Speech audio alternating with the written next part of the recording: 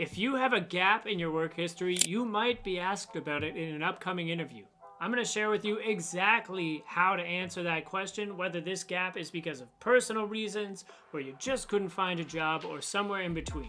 We're going to take an honest but not detailed approach to paper over this situation so that we can get them focused on what we want them to focus on, which is how great we've been in the jobs we've had. Here's how you do that. I'm going to give you a couple of quick tips now, and then I'll show you a sample answer of a couple different scenarios so you can see what it looks like in action. So make sure that your answer does the following 3 things. We want to share a valid and understandable reason for this gap. We want to mention any productive activities we undertook while we were away from work that prepared us to do better in our professional environments.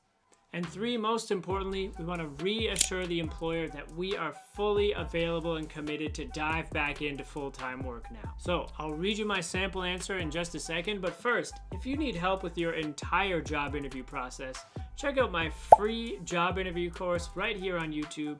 And if you need help deciding how to answer many different interview questions, check out my new ebook, 101 Interview Questions and How to Answer Them Perfectly. I've linked that down in the description. Now here's the sample answer. So the first example here is targeted towards a family care leave. Now I've got a templated answer here on the screen, but I'm gonna read you a real answer so you can hear what it sounds like.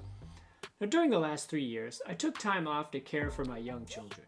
Even though I had been making great strides in my career, I wanted to prioritize caring for my kids during that time, and since they've grown older and become more self-sufficient, I'm feeling compelled to rededicate myself to the workforce.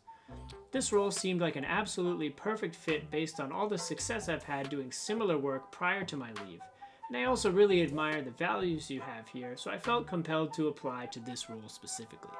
So here's an example you can use if the break was not related to caring for your family, but simply we were unemployed.